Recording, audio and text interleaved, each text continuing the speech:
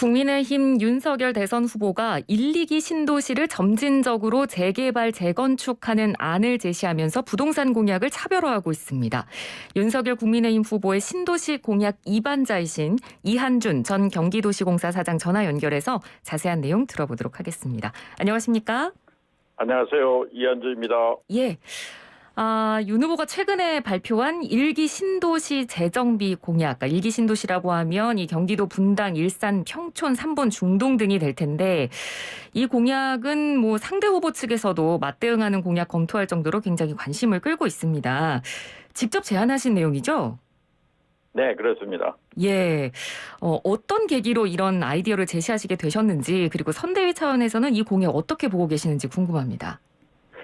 제가 전공이 대학에서 도시계획하고 교통물 전공했어요. 네. 그리고 이 분야에 한 40여 년 동안 종사를 했죠. 그런데 이제 제가 젊었을 때 1기 신도시가 30년 전에 만들어졌었는데 네. 이제 어느덧 세월이 흘려서 30년이 되니까 집들이 노후화되고 농물도 나오고 또 그 당시에는 차량이 많지 않았기 때문에 주차 시설이 굉장히 부족하니 만들었어요. 예. 근데 요즘은 굉장히 차가 많이 나서 혼잡하잖아요. 네. 그래서 이런 신도시를 좀 개선해야 될 필요가 있겠다라고 생각을 했고 또 이거 1기 신도시가 정부가 최초로 주도해서 만든 거거든요.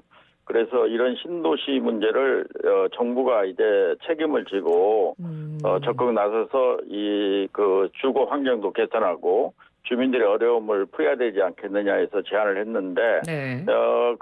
캠프에서도 흔쾌히 이걸 받아주셨고 또 시민들의 관심이 많으니까 저희들도 굉장히 보람을 느낍니다. 예. 자, 그래서 오늘 이 공약에 대해서 좀 구체적으로 내용에 대해서 좀 여쭤보고 싶은데요. 자, 네. 일단 이 1기 신도시 재정비, 그러니까 재정비라는 단어를 쓰셨으니까 재개발보다는 정비에 방점을 찍으신 것 같다는 생각이 들거든요. 그러니까 예, 개발보다는 재생에 역점을 둔다는 뜻으로 저희가 이해하면 될까요? 반드시 그런 건 아니고요. 네. 1기 신도시가 대부분이 아파트로 돼 있어요. 물론 단독주택이나 저층 아파트도 있지만 대부분이 아파트로 돼 있거든요. 네. 그런데 우리가 지금 신도시를 자꾸 많이 만들고 있잖아요. 이것이 나중에 결국에 인구가 줄었을 때는 굉장히 심각한 사회적 문제를 야기실 것 같아요. 그래서 기존에 잘 만들어져 있는 1기 신도시를 좀 더 잘 가꾸고 보존을 한다면은 더 큰 비용을 지불하지 않고도 주민들이 편히 살 수 있지 않을까 싶어서 재정비라는 용어를 썼는데 네. 재정비는 재생이라는 것에 의미를 둔 것보다는 예. 재개발이나 재건축이나 리모델링의 1기 신도시는 좀 초점을 뒀다고 보시면 좋겠습니다.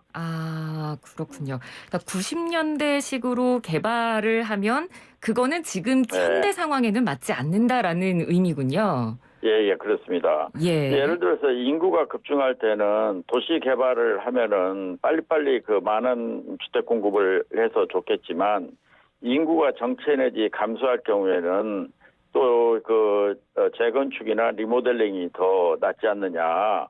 그리고 이제 우리가 1인 가구가 굉장히 급증하고 영끌하고 전세자가 빚을 내서 집을 많이 샀잖아요. 네. 그러다 보면은 지금 3기 신도시 같은 것이 만들어졌을 때 수요가 과연 지금처럼 이렇게 많이 나올 거냐. 그렇지 않을 걸로 보기 때문에 결국에는 신도시를 인구가 급증하지 않는 신도시를 만드는 것보다는 기존 도시를 좀 더 활성화시켜서 도시를 발전시키라는 것이 좋지. 도시를 애연적으로 이렇게 확장시켜가지고 무리하게 주택 공급하는 것은 좀 아닌 것 같다라는 그런 생각을 가지고 있습니다. 예. 근데 이 주택 공급 수 자체를 확보하는 게 목적이라면 재건축, 예. 재개발보다 신도시를 조성하는 게 더 빠르지 않을까요?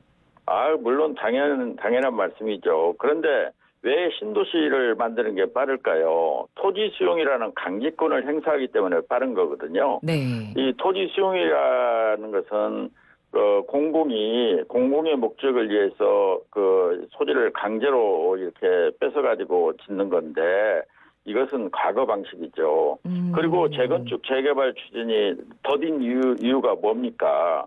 정부가 안전진단이나 인허가 과정에서의 어떤 제약을 많이 가하기 때문에 재건축 재개발에 시간이 많이 걸리는 거거든요. 예. 이것은 엄격한 의미에서 행정기관의 과다한 갑질이라고 보고 있습니다. 그래서 주민들이 내가 사는 곳을 재건축하고 재개발하겠다는 것은 즉 주민들은 헌집보다 새집 살기를 원하잖아요. 네. 작은 집보다는 큰 집 살기를 원하잖아요. 그렇죠. 그리고 슬럼화되고 위험한 주택보다는 안전한 주택이 좋거든요.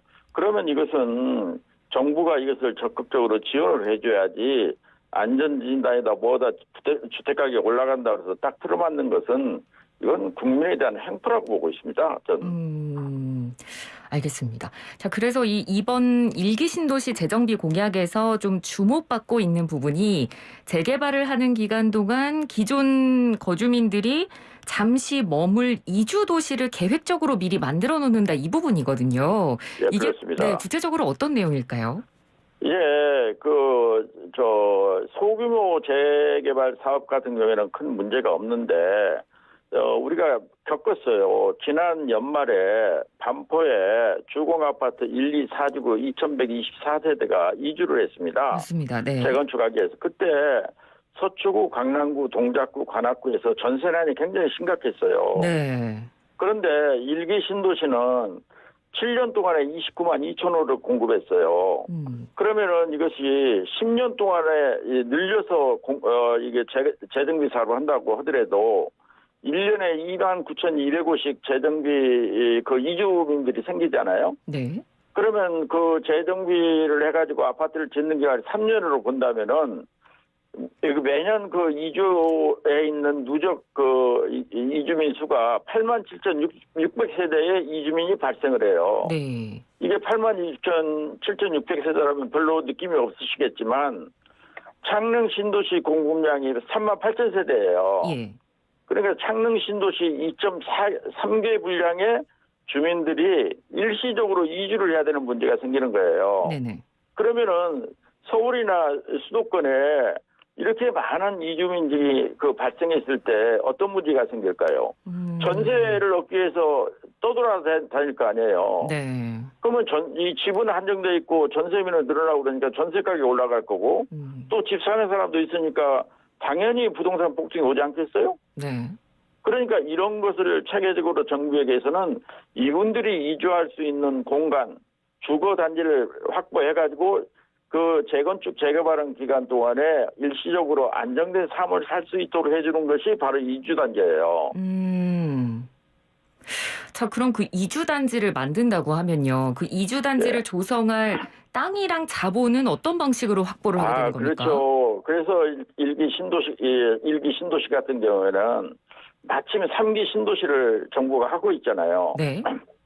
그리고 3기 신도시뿐만 아니라 수도권에는 크고 작은 60개의 택지개발 사업이 현재 진행되고 있어요. 예. 그래서 이 택지개발 사업하고 일기 신도시하고 주택 공급 시기를 가급적 조정해서 한다면은 어떻겠느냐. 예를 들어서 일산 신도시협회는 창릉 신도시를 만들고 있잖아요. 네. 그래서 창릉 신도시의 신도시 부지의 일부를 일산 신도시의 이주 택지로 활용하자 이런 의미인데 네네. 제가 이제 공사에서 이런 사장을 하면서 이런 업무를 해봤잖아요. 예. 창릉 신도시를 만든다고 그래서 일시에 그 토지를 전부 매각하지는 않아요. 네. 그래서 이게 연차별로 조금씩 이렇게 매각하는 게 있거든요. 그러면은 후순위에 있는 제일로 나중에 공급해야 될 부지가 있잖아요. 네. 이런 부지를 활용해가지고 LH나 GH나 SH가 지어서 이주단지로 활용하는 거예요. 그러면 그 돈은 어디서 나오냐? 네. 이주단지에 들어온 사람이 그냥 공짜로 살지 않잖아요. 네. 돈 내고 산단 말이에요. 이주 기간 동안. 그리고 이주가 다 끝나고 나면은 그걸 보수해서 분양을 한단 말이에요. 이런 예가 있어요. 어떤 예가 있습니까? 서울에 88 올림픽 할 때 방이동에 아파트 굉장히 많이 지었잖아요. 올림픽 선수촌 아파트요. 네네. 그게 올림픽 기간 중에 선수들이 거기서 머물고 있다가 그다음에 그분들이 다 끝나고 난 다음에 다시 보수를 해가지고 분양을 했잖아요. 예. 이런 시스템으로 활용하면은 결코 공공도 큰 돈 들이지 않고 부동산 시장의 요동을 막을 수 있다는 거예요. 자, 그럼 좀 구체적으로 예를 들어서 좀 여쭤보면요. 예. 만약에 일기 신도시가 30만 호 규모라고 한다면 10년에 걸쳐서 매년 예. 3만 호씩 재건축과 예. 재개발을 하면서 이제 용적률을 높인다라는 의미가 될 텐데 예. 이게 사실 막상 실행이 된다고 했을 때 또 공사에 계셨으니까요. 예. 현실적인 규제 문제는 없을까요? 물론 이게 가장 중요한 것은 용적률만 높인다고 해결된 문제는 아니에요. 네. 이 재정비를 하면서 이게 이제 말씀드린 대로 5개 신도시에 30만 호잖아요. 이 신도시가 굉장히 크단 말이에요. 네. 그럴 때 이제 이 신도시를 재정비를 해서 어떤 도시로 재탄생시킬 것인가 하는 것에 대한 고민이 필요해요. 왜냐하면 그 당시는 집이 부족하니까 베드타운, 주거집만 지었단 말이에요. 네. 그러다 보니까 이분들이 서울까지 출퇴근을 하는데 여러 어려움이 있잖아요. 그래서 현재 같은 베드타운으로만 만들 거냐, 그렇지 않고 자족 기능을 보강한 도시로 만들 것인가에 대한 목표 설정이 가장 중요해요. 예. 그러니까 일기 신도시, 그런데 이제 일기 신도시 같은 경우에는 오랫동안 축적되어 오는 인프라가 굉장히 강점이 있어요. 이게 그 소위 말 인프라 확보를 해서 돈을 많이 들지 않고도 이 도시를 재현시킬 수 있는 그 포텐셜이 충분히 있다는 거죠. 네. 그런 측면에서 이 일기 신도시는 그 정부가 보다 더 신경을 좀 쓴다면은 더 좋은 도시로 만들 수 있다, 이런 얘기입니다. 물론 일기 신도시에 지금 살고 계시는 분들 입장에서는 굉장히 반가운 소식일 수 있겠습니다만 사실 예. 다른 정비 사업과의 형평성 문제도 좀 제기될 수 있을 것 같거든요. 이런 부분에 대해서는 어떻게 생각하십니까? 물론 있죠. 이때 이거 일기 신도시 만들 때 일기 신도시만 만든 게 아니고 주택이 부족하기 때문에 주택 수 전체 200만 호 공급 목표를 했어요. 네. 그렇기 때문에 정부가 일기 신도시를 우리가 시범적으로 하지만 나머지 지역에서 대해서도 시장 군수가 행정 권한이 있잖아요. 일기 신도시를 모델로 해서 그런 도시도 좀 잘 가꿔주는 이런 도시 정책이 좀 필요하다는 그런 말씀입니다. 예. 알겠습니다. 자, 그럼 자연스럽게 앞서 언급도 좀 해주셨습니다만 3기 신도시에 대해서도 좀 연결지어서 여쭤보고 싶은데 3기 신도시 정책은 어떻게 보고 계십니까? 3기 신도시는 상당히 문제가 있어요. 왜냐하면은 1기 신도시를 우리가 30년 전에 지어가지고 만들어가지고 지금 30년 되니까 이런 문제가 벌어졌잖아요. 네. 이주 문제라든가 너무 단기적으로 되니까 일시에 많은 재정비 대상 사업들이 일시에 도래하게 되니까 이걸 하게 되면은 여러 가지 문제가 생길 때 이주 단위도 만들고 이러한 문제가 지금 제기됐잖아요. 네. 근데 3기 신도시도 똑같이 1기 신도시처럼 급히 서두른단 말이에요. 그러면 30년 후에 똑같은 문제가 또 발생할 거 아니에요. 그러니까 언제까지 우리가 또 30년만 되면은 재건축해야 되는 아파트를 공급하느냐. 우리는 좀 더 시간적 여유를 갖고 100년 이상 되는 아파트를 만들 수는 없냐. 예. 너무 급하고 빠르게 공급하는 거 아니냐. 이런 문제를 제가 제기하는 거예요. 그리고 또 이제 이게 우리가 3기 신도시가 지금 만들어지는 거 보상하고 있지만은 이게 시민들께서 거기서 입주해서 사시려면은 2026년 이후에나 들어가 사시게 될 거예요. 네. 그러면 지금도 우리 주변에는 드론이나 그 로봇에 의한 택배 문제가 지금 제기되고 있잖아요. 그러면은 2025년, 2030년이 되면은 드론이나 택배가 로봇이 택배하는 게 일상이 될 거예요. 그러면 현재 같은 아파트 구조에서 택배가 가능할까요?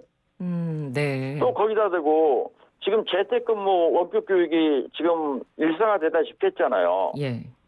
그러면은 집에서 느끼실지 모르겠지만 층간소음 굉장히 심할 거고 프라이버시가 확보가 안 될 거고 그러면은 재택근무랑 원격 교육에 부적합하잖아요. 네. 이런 것에 대비해서 아파트 구조도 좀 변경돼야 되지 않겠어요? 네. 자, 그다음에 자율주행 자동차가 상용화 될 거예요.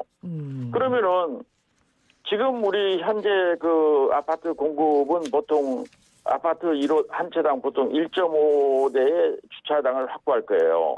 웬만한 그 강남 같은 데는 저 가구당 보통 차가 두세 대씩 있단 말이에요. 네. 그 주차 공간이 굉장히 넓어요. 근데 자율주행차가 되면은 차량이 그렇게 많이 필요할까요?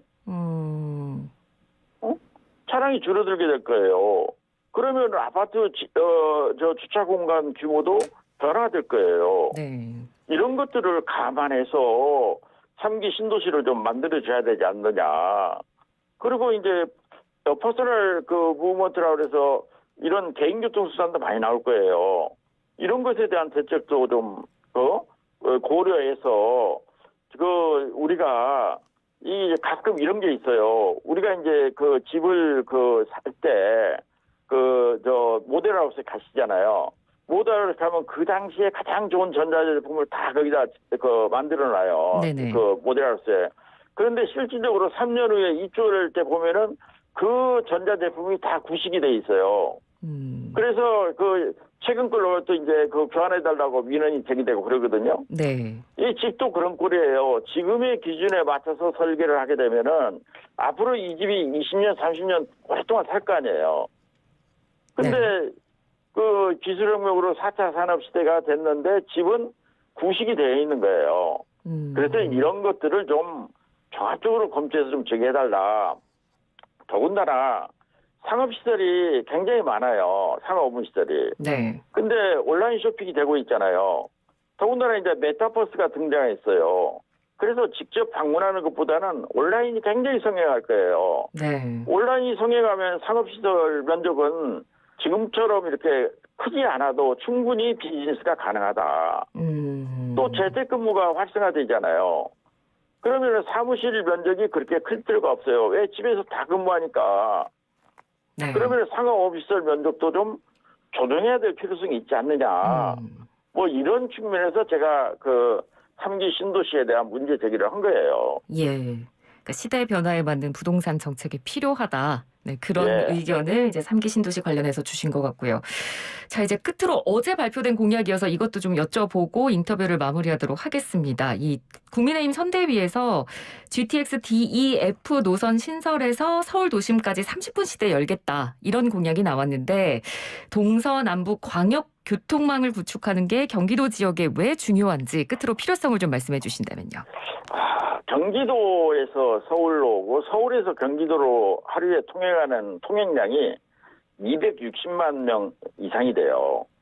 그리고 이분들이 평균 통행할 때 소비하는 시간이 1시간 30분 정도 돼요. 그래서 경기도민의 현황을 설문조사를 해보면 가장 큰 민원이 출퇴근 교통난 해소예요. 예. 여기에는 출퇴근 교통난 해소에 두 개가 있어요.